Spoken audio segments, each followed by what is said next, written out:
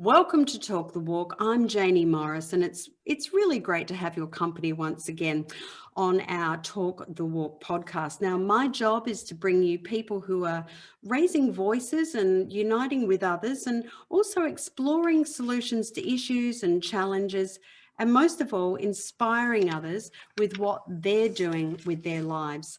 My guest today is at the forefront of getting the issue of veterans' suicide on the Australian government agenda. Now, her personal story and that of her much-loved son, Dave, who served in the Australian Defence Force and sadly took his own life, formed the foundation of her mission. Her mission is very clear: to have a royal commission into defence and veteran suicide.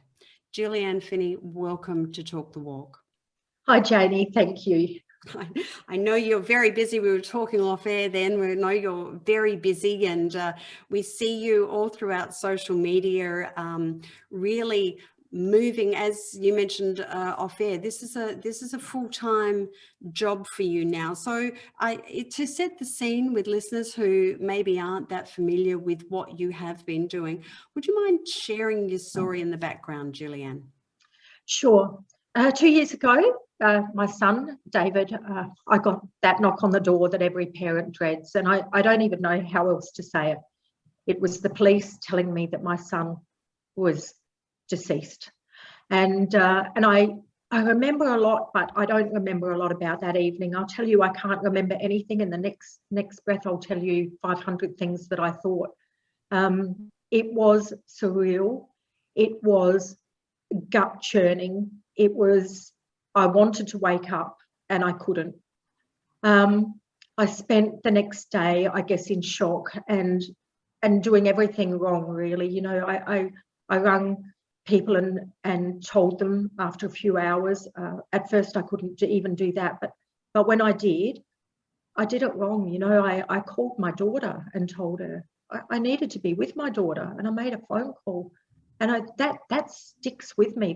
It sticks with me. What an awful, awful thing to do to your child. However, I did it.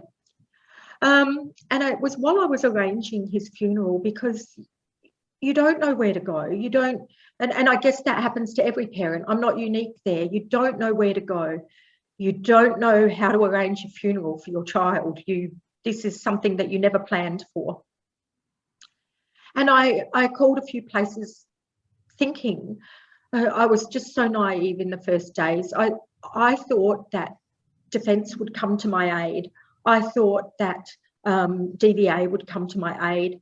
All the phone calls that got made at that time, and I'm not talking about those of condolence, they got made to me, but all the phone calls that got made regarding the funeral, what needed to be done was me calling people and finding out that I couldn't even get any help, really.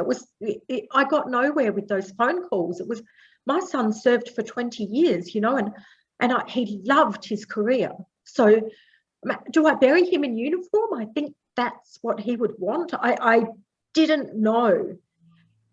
In the end, we made all the decisions. Along with my David's ex-wife, because David's ex-wife has David's daughter, and so David's daughter had decisions to make.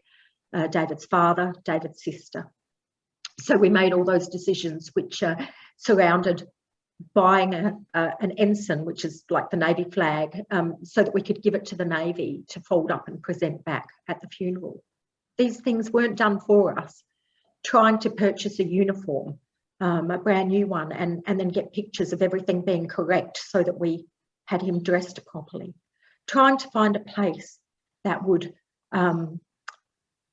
accommodate all of his friends and family, trying to accommodate travel for everybody who was coming from interstate. There were many, many people. So we had to arrange buses and motel rooms, and we buried my son on the day after his 39th birthday. So after the burial, we didn't have a wake as such. We had Dave's party, and everybody came back to my place, and it was a good, memorable night.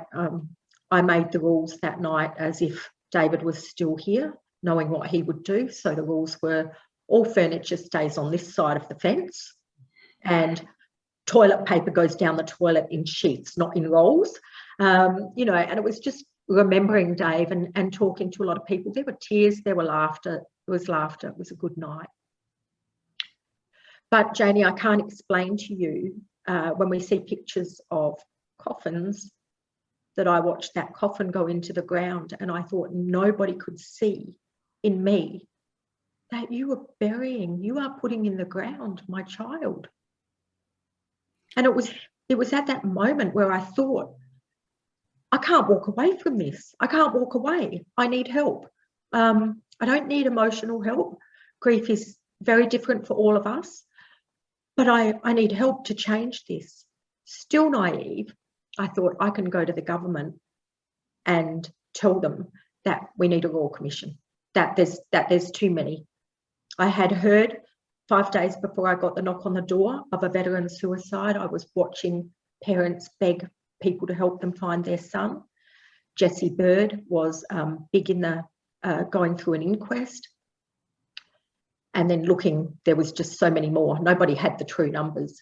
And so I decided that I'd go to the government and tell them we need a Royal Commission. And they'd say, Julianne, you know what, you're right. You shouldn't have to go through this, you're right.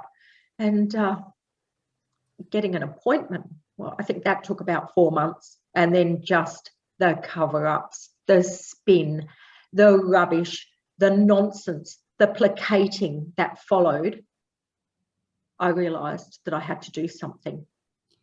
Also found out that I wasn't alone. And so that was the beginning of trying to get my voice heard. Thank you for being so brave and sharing that very, very personal insight into the foundation of what you're doing, Julianne. And I know that our listeners were with you in every moment of that as well. 500 deaths since the Afghanistan war started and rising. And I'm just focusing here at the moment on the numbers for Afghanistan, which we've recently heard our troops are about to be slowly pulled back out of there. That's just with Afghanistan. We've been in every war since Australia, the Commonwealth began, including Vietnam.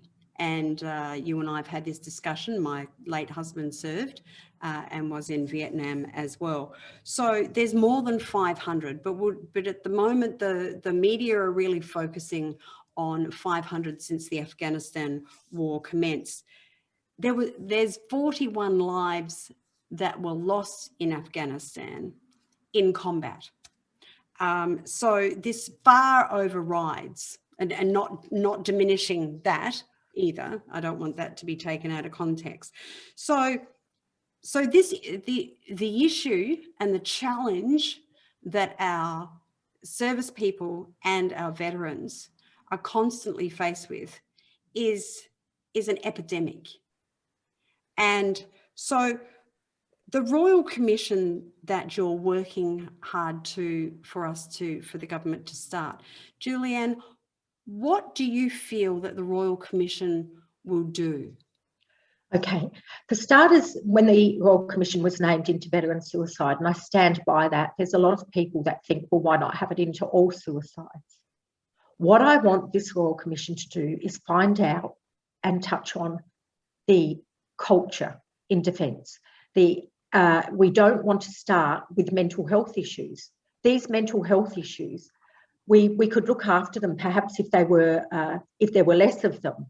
But the mental health issues don't all come from, as our government would have you believe, from transitioning out of defence or from dealing with DVA. Most of the breaks commence during service. I need to be very clear to your listeners that I am not talking about building up our recruits for times of war, for how to get rid of people. I'm sorry, Jaynie, I'm just going to ask someone to keep still. So, and see, I'm just watching, and I got a bit. I hope you can cut that out. Can you? Yeah. One. So, Jaynie, I'm not talking about building people up for war, what needs to be done in the recruiting, that's part of defence and that's part of the career. What I'm talking about is, I don't know that a lot of people know, but not many people have taken notice. Our veterans, or those serving, were used for drug trials in 2000, and they were actually, you know, paid by drug companies so that our veterans had drug trials of different amounts. These particular drugs caused brain injuries in some, and we've had suicides from that, yet nobody's ever been held accountable for that. And that's just one thing. I know a lot of veterans who've been assaulted sexually and otherwise, and they end up getting medically discharged while the perpetrators go on through their career and I know now why we don't want a Royal Commission according to the government. There's just too many high-ranking officials still in service or working in other positions that are not being accountable for what they've done. And so the culture goes on because it's a cover-up. It's a boys' club. I call it a boys' club in the terminology of the word. There are men and women in defence and all serve equally, and we have rapes of or sexual assaults of men and of women. But it is just a big cover-up, and people don't believe it. The things that are done to our serving members would shock Australia. And, you know, they've nowhere to go. If they ask for help, they're going to end up medically discharged. If they talk about it, it's going to be covered up.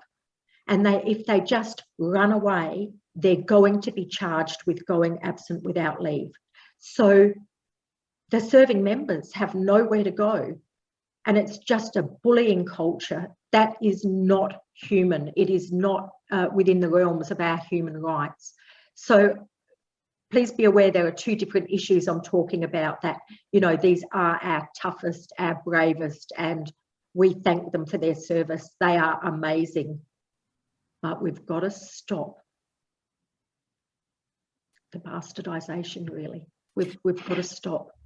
They certainly deserve and get our respect and also our support. And so I guess it would surprise a lot of our listeners then in what I'm hearing you say as well, is that once a serviceman or woman leaves the force, there's no transitioning into public life programs, is there? Especially for the longer serving members who, you know, they join as a teenager and they're told when to get out of bed, how to iron their uniform, exactly how to put it on, when they can have leave, what they can do. And so, and that, I understand that as well. That has to be the discipline that our serving members follow. But yes, to get out and go to a normal life, to even find a doctor is not easy. You've used defence doctors the whole time, and now you have to go and find a GP, and you either have a clinic where there's lots of, you see different GP every time. Trying to find a doctor that suits you, you do that on your own. And then when you've found that doctor, if you need further help, you can't go and find your own doctor. You have to go to one that DVA stipulates. There's waiting lists. These doctors don't want all DVA patients because they get paid less for them, because there's so much paperwork. And so the wait list to see a DVA doctor is huge. And there's nowhere to go. You're not allowed to go and choose your own. If you choose your own doctor and pay for your own doctor, then DVA absolves itself of all responsibility. So you are stuck in a system that is no help, or it's not timely help, or it's not the required help. What we need to do is, I believe, is tear down DVA and work it back up. You know, if you go to a doctor or I go to a doctor, we get our Medicare rebate in our bank on the same day. We don't have to go through a whole lot of paperwork. We just go and see the doctor. Why are we making it so hard for serving people? This is ridiculous. That, you know. Were you surprised And you would know, obviously, with Dave serving so brilliantly for 20 years, that they're trained whenever they go into combat, that when they come out of a contact or come out of combat, an exercise, that they have a debrief every time. So were you surprised when Dave finished his service that he didn't say, right, I'm going, there is the debrief program now, and this is what we do? And did you have, as a family, have other expectations? Look, or did it just shock you? No, hindsight is a wonderful thing of what I see. But I just saw my son as, so for starters, he didn't want to leave the services. He was talked through it until he agreed that he should leave the services, and he then got a bit excited about it. He was discharged from a hospital bed in New South Wales. I was over here trying to organise his removal and everything from his house, because Defence just cut you off on the day of discharge. I don't know that David ever went. I've got some paperwork that says a discharge, a doctor was seeing him, and the interview was terminated due to the member being teary. Wow. So that is the last I have of his communication with Defence. Yes. And then, he did have friends. So someone in Sydney helped him, bless her, and then his friends in Canberra helped him. But if he didn't have those friends, he would have been tipped out of his hospital bed onto the street, and that has happened to some people. It didn't happen to David. He had support, but it is incredibly. There's no. In hindsight, yes, I'm shocked. In hindsight, yes, I'm shocked. And have you, since you've started your whole focus and you're investing your life into this, which is brilliant, into getting the Royal Commission happening, in your travels with the people that you're meeting as a direct result of everything you're doing, are you finding that people and servicemen and women are feeling buoyed by the fact that you're doing this, and that there may be something that's going to happen here that can change the culture and can actually benefit for the future? Absolutely. I have literally hundreds and hundreds of messages, and I apologise to anyone listening if I haven't answered yours. It is such a big job, and I don't want all the credit for this. There are lots of people out there fighting for a Royal Commission. We just all do it a little differently, and we'll all come together. So there's so many. Yes, there are people that write to me all the time. I'm a serving member. Please don't stop. Or if I bring up a particular veteran, they say to me, please dig. Don't let this one go. So they know things that I don't about people that have suicided. And that is really difficult for me, to get in touch with the parents and say, I've been told to dig. I've been told there's more to the story. And the parents are, I know there's more to the story. But yes, one of the things that I've been told is a Royal Commission will traumatise too many people. I don't even know how to tell you. I'm traumatised, okay? My son is dead. People are traumatised because their friends, their partners, their mummy or daddy, their children, they're dead. Maybe a Royal Commission can help to close those wounds. We cannot be further traumatised. So it's a silly statement from my point of view. Agreed. Julianne, the war crimes stressor that has come out, and we've seen in recent time, we've seen in the media, as 60 Minutes had the expose the other night again on another individual, and so on and so forth. Have you seen that this shall I say, the outing of what has happened here, and the response from various individuals in high places on that? Have you seen the layers of extra stress that has brought upon? Absolutely. May I be very clear that what I'm about to say is my opinion. It is not everybody's opinion. So what is it that we can't wait for an inquiry, a judicial inquiry, to find out what is the truth and what is not? When I watched 60 Minutes on Sunday night, I saw the photos of Ben Roberts-Smith and his mates. What I saw was a party of boys that had a few, we can call them immoral. Some people will call them disgusting, people dressed up. But it was a party of boys. We saw the commanding officers, as well as the lower ranks, misbehaving. It was a party. I did not see any evidence of war crimes there. We are listening to what Ben Roberts-Smith, particularly, I don't know why his name keeps coming up the most. He's a VC winner.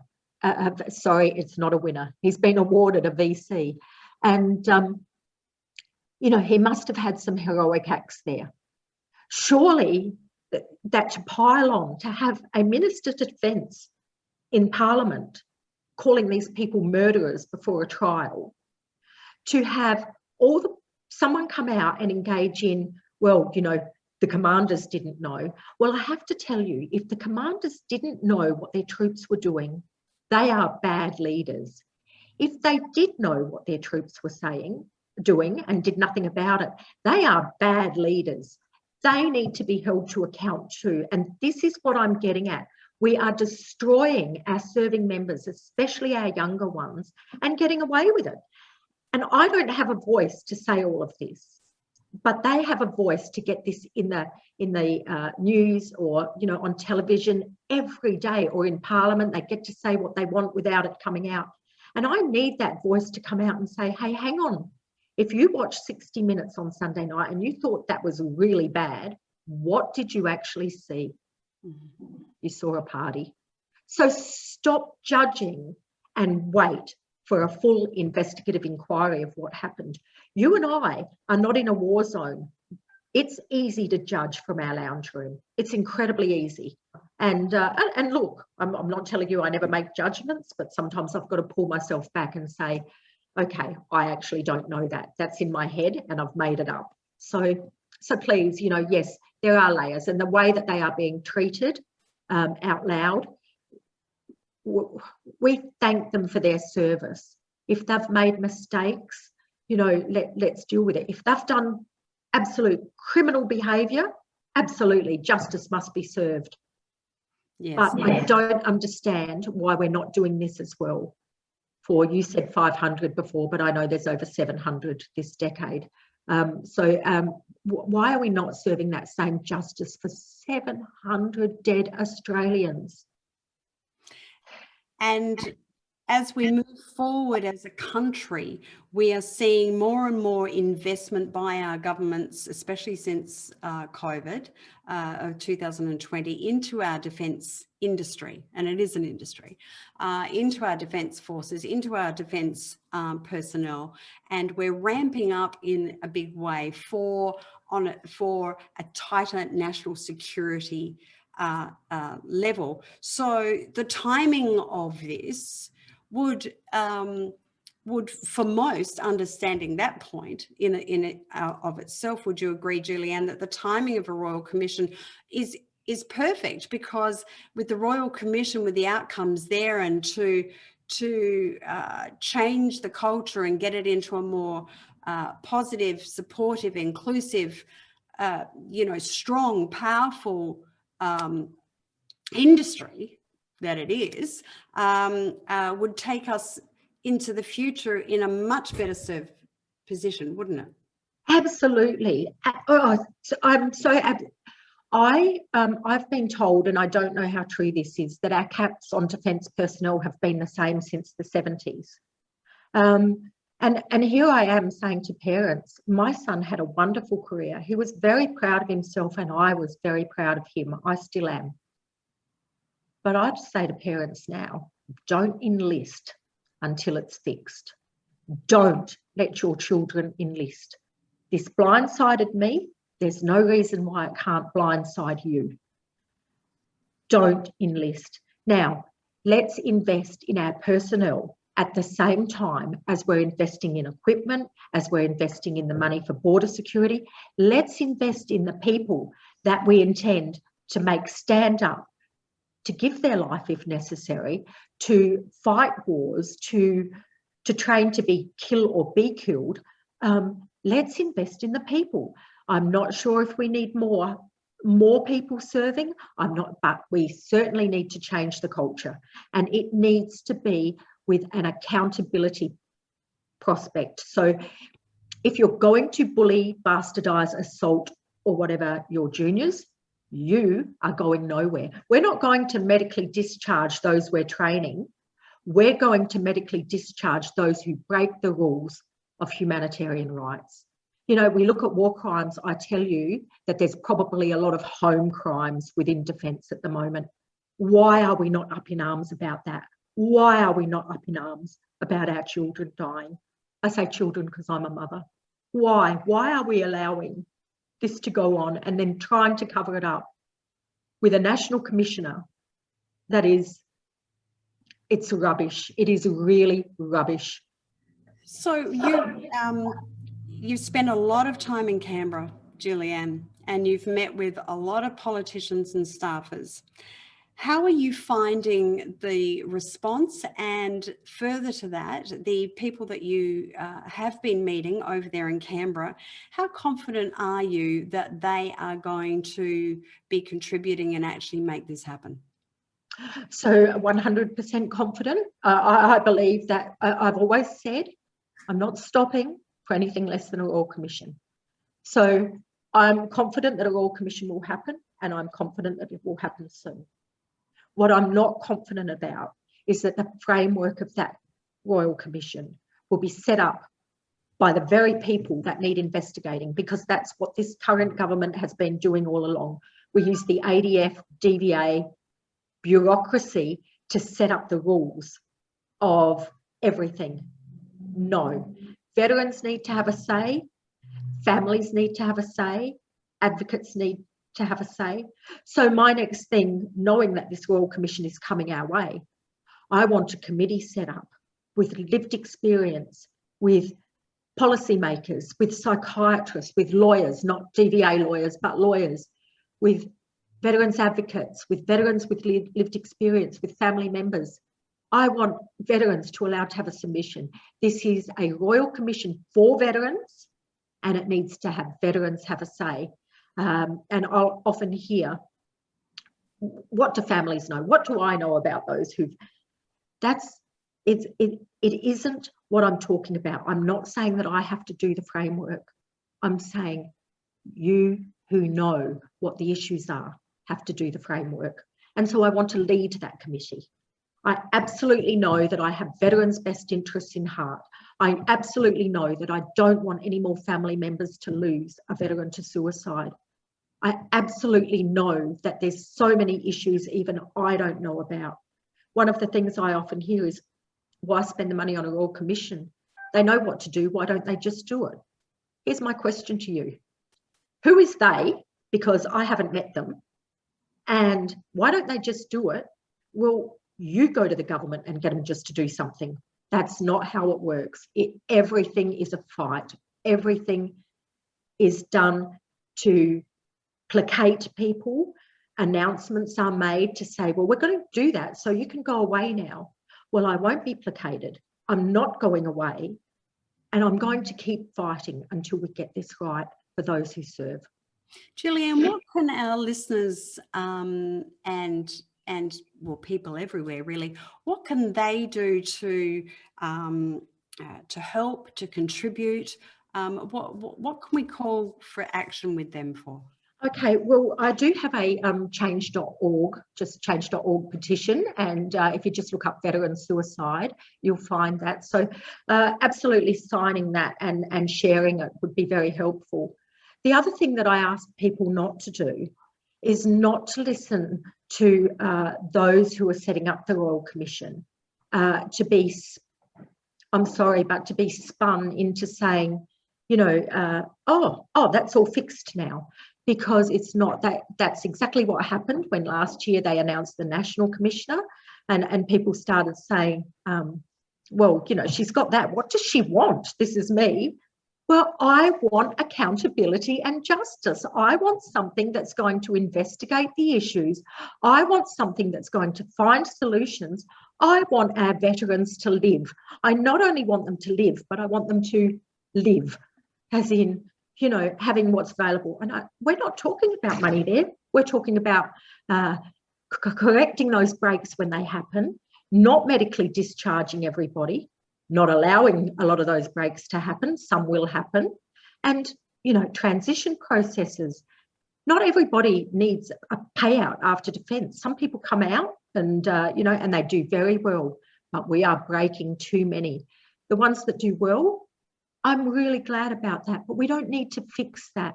So I need to talk about the ones that don't do well. And you'll even hear our Veteran Affairs Minister, he only talks about the ones that do well. He says, most of them come out okay. Minister, you don't need to fix that. Minister, you need to fix what's broken. So start talking about what's broken. Well said, and a great way to finish our time together, Julianne. I would, before we do let you go, and thank you again for this. This has been amazing. For our listeners who are either serving or veterans, veteran defence personnel, or are family members or friends who are thinking right now, how can I help them right now? I do know that there are some fantastic veterans workshops and private groups that are all over Australia that have been set up and run by returned service personnel. Would that be your advice to? So there's a few things that I'd say. One is stay with us for the fight. We're going to win. 2, you must get help. You must, be it the support of a family member, be it ringing Lifeline or Beyond Blue, be it going to a public hospital. Whatever you do, you must get help. We don't want to lose anymore. We don't want to lose you. We're grateful for your service. If you're a family member, now remember, I'm not a psychologist or a psychiatrist. I'm only talking for mine. Stop and listen. All too often we let people get one sentence out before we say, have you tried ginger? Ginger helps. You know, we give advice that we think we've heard or read somewhere. Listen. Quite often a veteran will tell you what they need. But at all costs, get help. Get help. We don't want to lose you. Absolutely. And if anything that we've been talking about in our podcast today has triggered or has you feel that you would like to get some help right now, as Julianne just mentioned, Lifeline is a great support. 13114 is the Lifeline number. And as we also mentioned there are return service people's organisations, private ones, little workshops. I know in South Australia there's some fantastic ones in Port Adelaide and in the northern suburbs as well. The easy way is the old way. Go to Google and type in their veterans support, and wherever you live, you will see those places coming up as well. It's very challenging for those who are family members and friends of finding a way of how to support. But Julianne, you have certainly, I feel strongly that you have certainly helped each and every one of them in our podcast today. Julianne, thank you so much for your time. Thank you for what you are doing for our serving and returned service personnel as well in fighting this fight. Have no doubt that you're absolutely right. Number one, it will be won, and let's hope that when it is won and it does happen, that the culture that is so very necessary to be changed in a positive way for everyone involved does occur. The hashtags, because I know a lot of people are going to want to do the hashtags of moving forward in support as well. Now, let me get this right. Hashtag VeteransRC now. Yes. And hashtag Vets We Forget. Yes. Mm-hmm. Anzac Day weekend is coming up. Anzac Day is all about spending that time, not just for our Anzac service people, but also all servicemen and women. And I wish you a very special Anzac Day this weekend, Julianne. Thank you for giving me a voice, Jaynie. Thank you. You are more than welcome. Thank you. And if you have enjoyed this podcast as much as I have enjoyed bringing Julianne to you today, if you have any questions or perhaps you might have some comments, please comment below or like and share this podcast. Getting this message out with our Talk the Walk podcast is what we're here and what we're all about. So I'd love you to do that. And wherever you are in this beautiful, amazing world of ours, I hope you have an absolutely fabulous day. And until next time, I'm Jaynie Morris, and this is Talk the Walk podcast. Look forward to having your company next time.